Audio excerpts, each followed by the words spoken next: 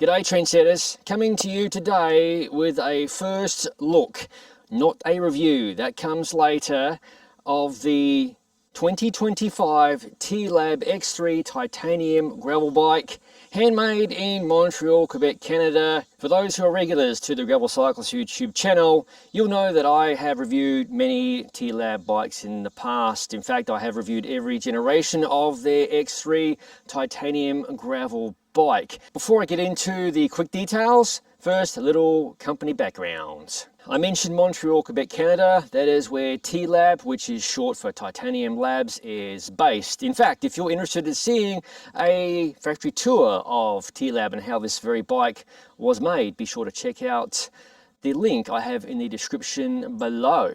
This is a stock build. It is a size small. Be sure to check out the geometry chart. I have not completely finished setting up this bike. There's some excess steerer tube. I might need to lengthen the stem, a few different things, but I'll cover those later in the review. This frame, of course, is titanium and it is built entirely in-house, and the paint is also handled entirely in-house. T-Lab is renowned for its down tube and top tube shapes. Those shapes are optimized for stiffness, but not to the point where the bike is going to beat you to death. T-Lab, in my past experience, has found a great medium between stiffness and the ride quality I love so much from a titanium bike. For 2025, some of the improvements include tire clearance bumps up to 700 C by 50 millimeter. The bike has also gone with the UDH standard, so you can pretty much run any drivetrain, whether it be SRAM or in this case Shimano GRX Di2 12-speed. I have a review of this fantastic group set. It is linked in the description below. With that said, if you're wondering, what is UDH? Universal Derailleur Hanger. I have a video explaining that concept. It's also linked in the description below.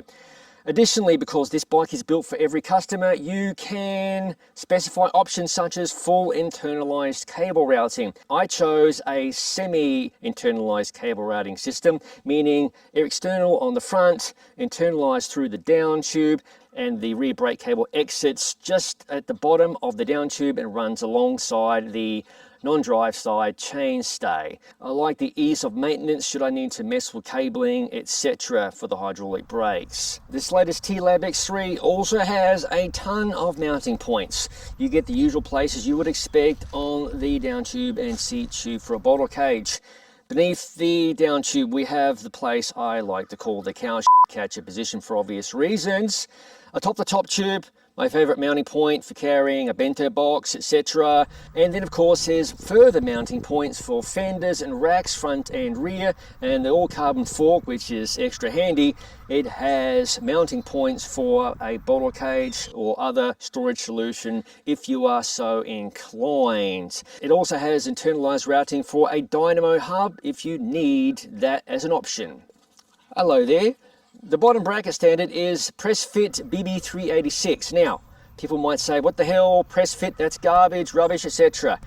I have been riding T-Lab bikes a long time, and I am not bullshitting you when I say this. I've been riding that same bottom bracket standard on a T-Lab from day one. I've never had a creak, groan, click, anything. Their interface is absolute perfection because they take the time to perfectly machine that bottom bracket shell. But if you want a threaded solution, T47 is available. The cockpit parts, no nonsense there. It's a mostly FSA cockpit with the handlebar and the stem. And the seat post, well, that is thank you to my friends at Bingham Built of Steamboat Springs, Colorado. It is a beautiful setback titanium seat post with an absolutely amazing head design. So easy to set up a seat post. I will post a separate review of that seat post. On to finishing, T-Lab can of course finish your bike to your specifications. I have had, well, an Australian themed finish applied to this beautiful bike, complete with a kangaroo on the fork. What's not to love? And of course, T-Lab offer the same paint customization service to you.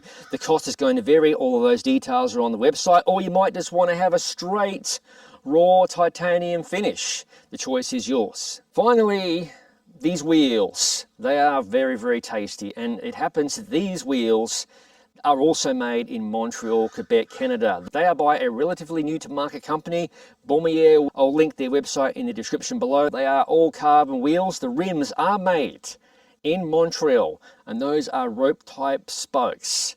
They're not birds. Anyway, I'll be presenting a separate review of this wheel set, but I think it is absolutely beautiful on this T-Lab X3 for 2025 titanium gravel bike. Between now and the review appearing, I like to post teaser images as the review rolls along. So be sure to like, follow, subscribe, all of those good things of the Gravel Cyclist social media entities such as Instagram, Facebook, and of course this very YouTube channel. Which leads me to wrap up this video. As always, thank you for watching. If you haven't already, please consider subscribing to the Gravel Cyclist YouTube channel for interesting first look videos such as this one.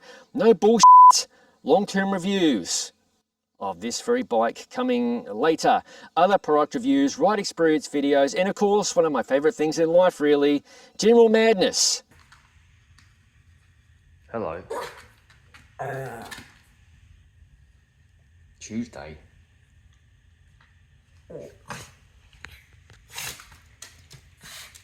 As all of it is released to the channel, I'll see you in the next video.